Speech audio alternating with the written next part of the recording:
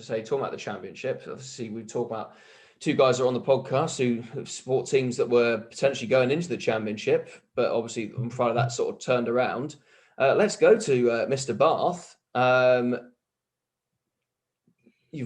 What the hell happened? No relegation. Shackles are off. Stuart Hooper again. Come on. Clearly, we like cold weather because it was -7 on the pitch, apparently, on Friday. But we conceded 41 points a game in the last 4 games on average. And then we won, which was just bizarre. But I don't know, we just turned up and started defending well. And actually, Reece Priestland didn't have too bad a game. But actually, it's our young guys who did really well. Bayliss did exceptionally well. Miles Reed put in 30+ tackles. Tom Dunn put in 36 tackles, which was just astounding. And they were just, I don't know, they just defended well. We had a few people who, I don't know, have come to the team who were kind of sat around the edges, not doing much. And then Tian Showman had a pretty solid kind of 20-25 minutes. But yeah, no, they weren't bad at all. We'll see how they do against Gloucester on Friday at home. But I think it's an opportunity now that we know like Priestland is going and he's leaving. We don't have relegation. We're not going to make the top 6. There's Orlando Bailey, under 20s England fly half, sat in our academy, hasn't played at all. Chuck him on, see what happens. If he has a bad game, give him another game. He might have a good game at some point. And just kind of like, it's such a good opportunity to like promote young players. Bath have a target that they want 80% of the squad homegrown by 2023. If you really want to do that, which is a bit ambitious, chuck them all in now. Yeah, again, on that point, sorry, before Harry pipes in, but with I want to see more of Hamer Webb. Give me Hamer Webb. He looks good. Like, really good. Sorry, Harry, go on. What are they trying to achieve with that homegrown thing? Is it winning the Premiership or is it saving money? Money is not an issue at Bath. No. So it's not that one. I don't know. I think they like to think that they're a local club. And it's nice to think that you have a very good academy and you can bring people through the academy, and it is good to see. Can you be competitive in that sense? And like, it works at places like Leinster in Munster because they're the only, there's not many other big clubs near them. They're at either side of the country and there are loads of feeder schools and rugby is the sport out there. Down where Bath are, you're competing with, trying to pick up everyone for your academy. You're competing with the academies of Bristol, Exeter, Gloucester, and it's a tough ask, definitely. Do you know what the current percentage is? Is that something we could work out quickly? Not a clue, but I could try and work it out. Oh, that's your little project to do in the background. Because in theory, actually, because of the way that the academy sort of regions are being apportioned, in theory, it's sort of possible for Premiership clubs to have quite a lot of homegrown players, and most of them do. And there's obviously a lot of salary cap incentive for that, but it's a target, but maybe not Danny Cipriani is a bad example, but but if you've got an opportunity to sign, not get Toby Faletau because you've got Josh Bayliss. Yeah. In the nicest. Oh yeah, no, definitely. Or definitely. Cohen Bosch or Orlando Bailey is what I was just thinking of then. Like, yeah. And it would actually, similarly, how are they defining homegrown? Because there are a lot of ways of doing that look nice. So, for example, you sign Falconer Singer as a 17-year-old or an 18-year-old, plays a couple of academy games, and then, ta-da! Look at what we found. Yeah. They found him by going down to the going across the M4 and then up a bit and turn right at Sunbury, didn't they? Like they did Max Leaf, JJ Watson. I mean, so I think when Bath say homegrown, they're either from Bath Academy or London Irishes, is what they're going to say. It's mostly London Irish. I mean, the best players have come from. Yeah, no, definitely. But you would like a casual rugby fan would think of all of those guys as Bath homegrown players because they've been there for as long as anybody can remember. So maybe that is how they'll do it, which would be fine. Like really, it's completely arbitrary and it's a PR thing, so it doesn't matter. Oh yeah, I hope they don't make bad decisions because of a policy like that. And also, making enough bad decisions already. Surely he wants to win the Premiership. Like that's been his aim for. I mean, we watched the final with them against Saracens when they were probably the best team that year. For the life of me, I don't know what year that was. But it was a George 2015 at 10, wasn't it?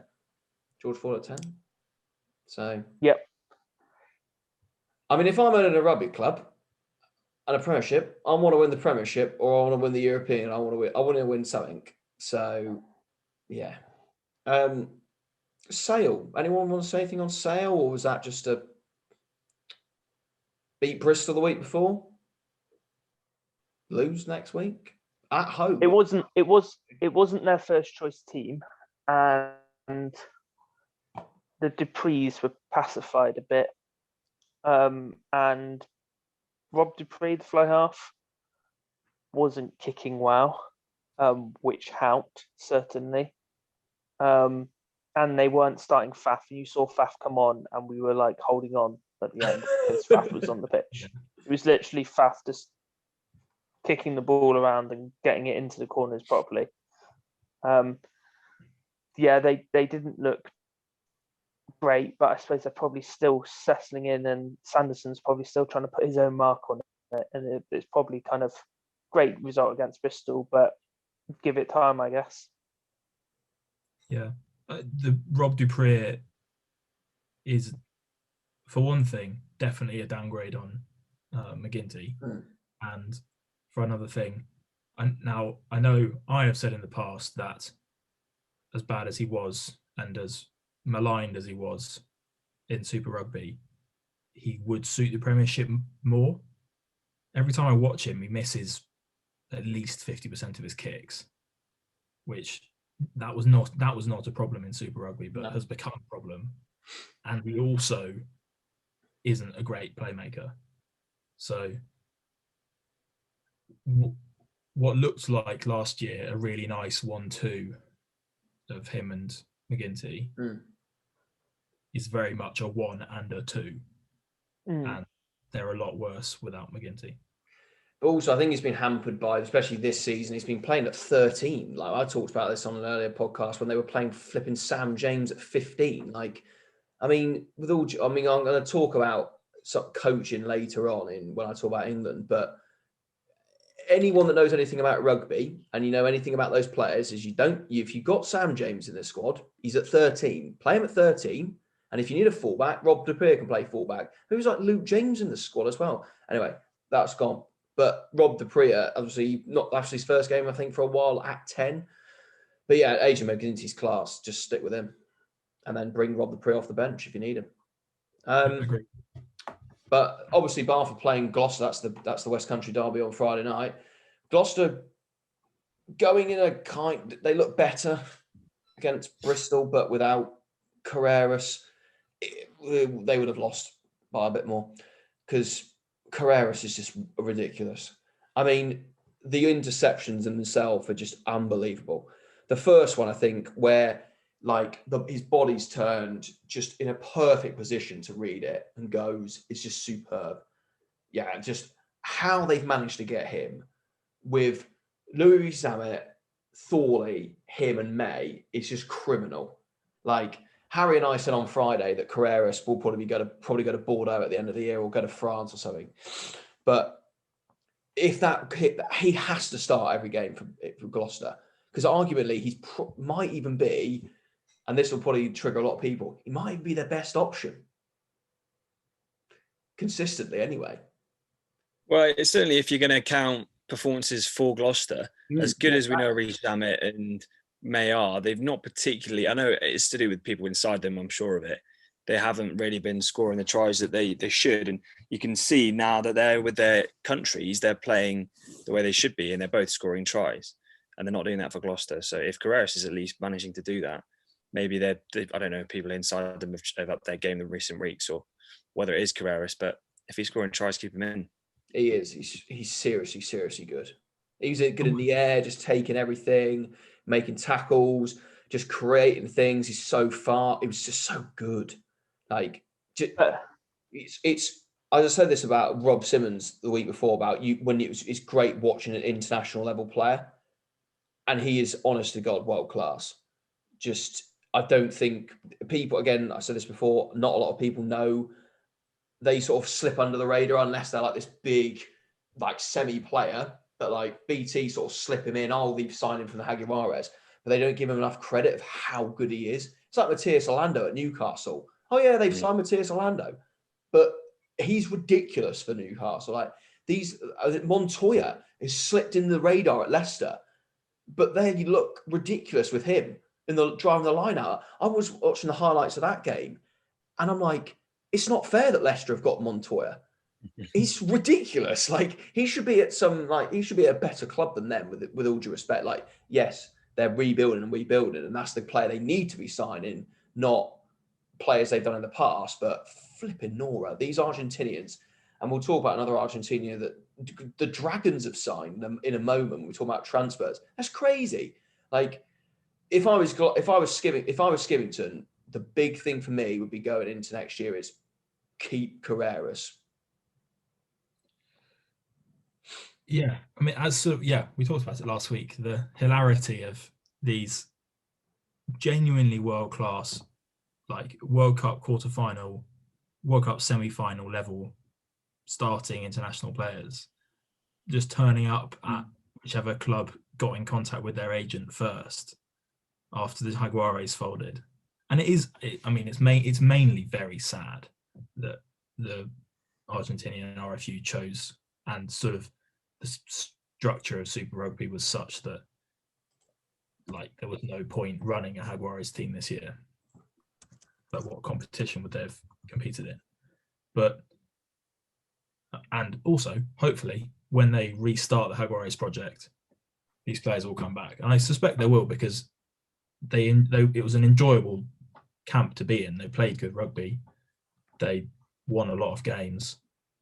It was clearly a good staging ground and developed all these players very well.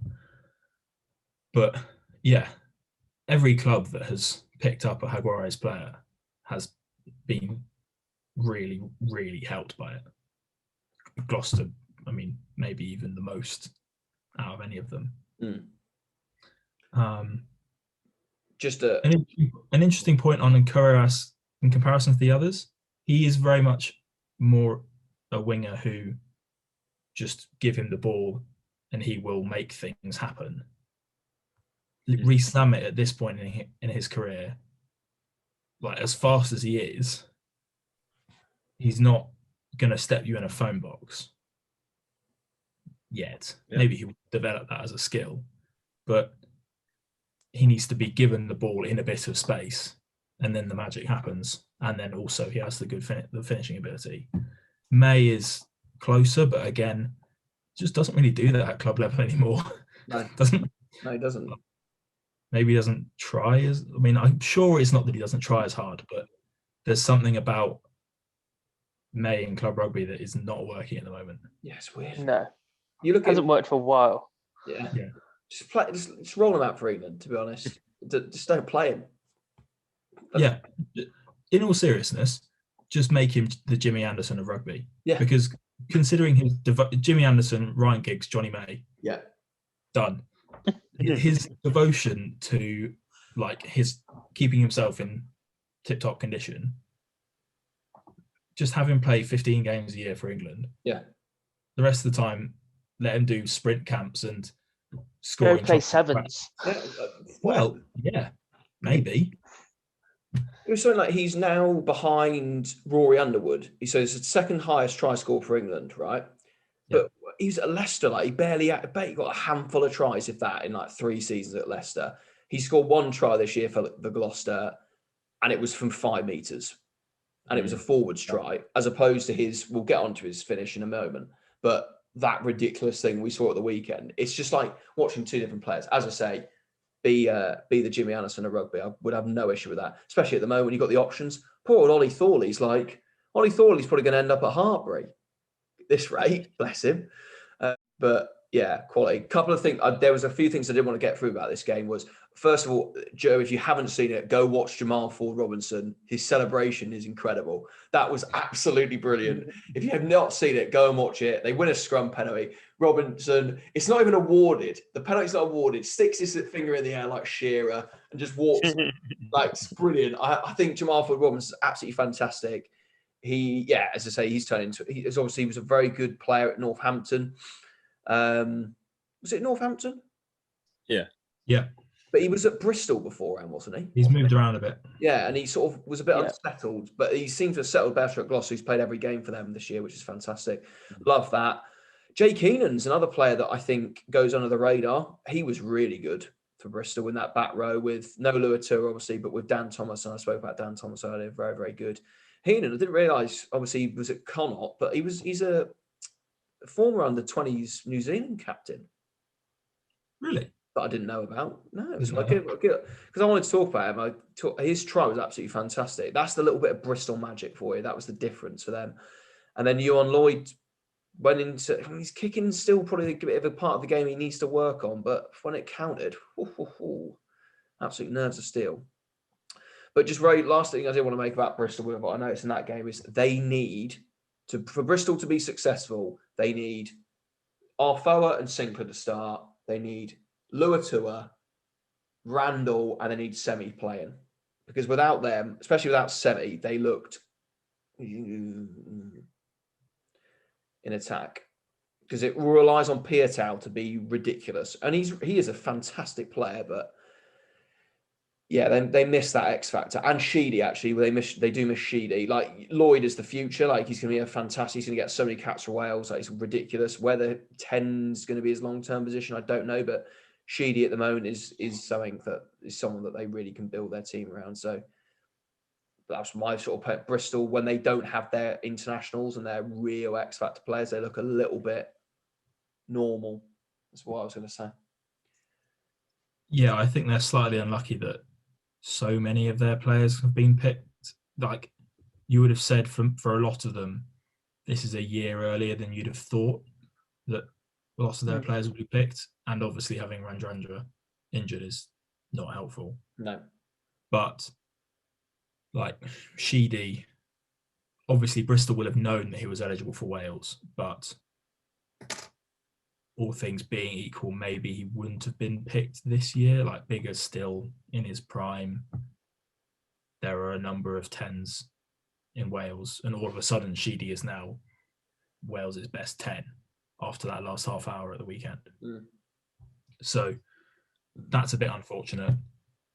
Obviously, all of the England players it is what it is. Randall, you wouldn't have expected to be picked. Obviously, Bristol know how good he is. They want him to be picked, but like, and you ended a full 80, by the way. Yeah, exactly. Like, no Chris Cook. They've got another lad there as well, but I can't remember for the life of me what his name is. But I think he's a Welsh lad. I can't remember what his name is. But yeah, Uren played another 80 minutes. He's fine. He's a good player. He's just not. He's had some games this year where you thought Randall will struggle to get his spot back. Uren's been really good this year, but they work well as a partnership because they can both put in a serious shift for 60 minutes, alternating weeks, and then like it works that way. But yeah, I mean, we talked about this at the beginning of the season, how Bristol are some stars and then some cheaper players. And when the stars aren't there, it doesn't quite work. Not a big deal. They'll still finish top 6, probably top 4. I think they're still up there See? in the favourites. Nathan Hughes, I hope he's all right because his knee didn't look particularly good. But he walked off, so that's good. Actually, speaking of Hughes, Heenan played the first game of the season because I think either Hughes or Luatua weren't quite fit yet, and was great. And then has sort of not really played since until this week just gone. Well, he's been he's their sort of backup. He's the backup bench guy. Yeah, exactly. But even doesn't really get many minutes off the bench, doesn't do much when he comes off the bench, or at least hasn't yet. So, yeah, good for him to get more starts, even if it is at the expense of Hughes, who has been playing well recently. Yeah, I was going to say. Very well. He looks, bit of love, I think, bit of Pat Lam love has sort of helped him along a little bit. And he's playing in a system that he likes to be able to offload out the tackle. He likes taking the ball at speed, so it suits his game, which he was not really getting towards his end of his career at Wasps.